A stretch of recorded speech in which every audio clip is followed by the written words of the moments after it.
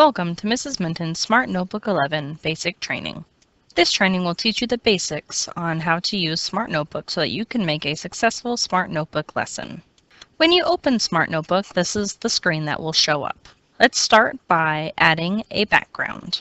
There are two ways that you can add a background. The first way is to go up to the top and hit Format, Page, Set Background Fill. That will bring up the fill effects, and you can choose any of these colors. There's also more and different fills. Let's choose this light green one. So that is one way to have a background color. If I go to the next page, the other way that you can add in a background is to go to this tab over here on the side that looks like a little picture frame. This is all of the pre-made information that Smart Notebook has put together for its users. You can find something in Gallery Essentials or in the Lesson Activity Toolkit. If you look down here, it says Notebook Files and Pages, and then there's Backgrounds and Themes. Either one of these would work for your background. So here's a background in ABC. I just click it and move it over. It's then going to give me the option if I want it on all pages, or just this page, or if I had selected a group of pages, I'm just going to put it on this page and then hit OK. And there's a background. There are two other basic things that you need to know for Smart Notebook. The first basic thing you need to know is the text and writing tools. Anytime you want to add text, you have to make sure that you click on this A with the line underneath it that says text. There will be 6 default fonts along with a size. For most presentations, you at least want a size 36 so that students in the back of the room can easily read it.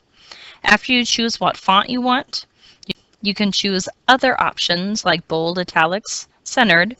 Once you're ready to go, you just click on the one that you want and you click where you want your text to go, and you just start typing.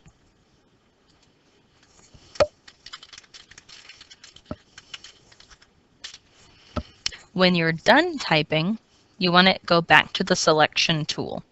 And that is the only problem with Smart Notebook, is making sure that when you're not typing in text that you're on the selection tool.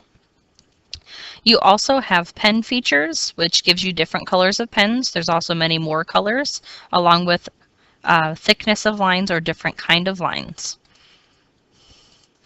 You can write anything using the pens.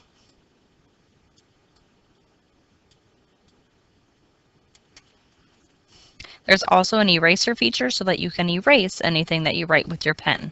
This will not erase anything that you write with your text. When you're done typing, writing, erasing, always go back to the selection tool. A couple other basic things that you should know when you're using Smart Notebook is what these tabs over here on the side are. The first tab up on the top will show you the different slides for your presentation. The next slide I kind of already went over. It's Smart Notebook's gallery of tools that they've made for you. The third will show you any attachments that are in any of your slides. So if I had added a sound clip to this text box right here, it would show me what it was. The fourth one is your Properties tab. It will give you different options for different pictures or text. And then the last one is new for Smart Notebook 11, and it is the Activity Builder.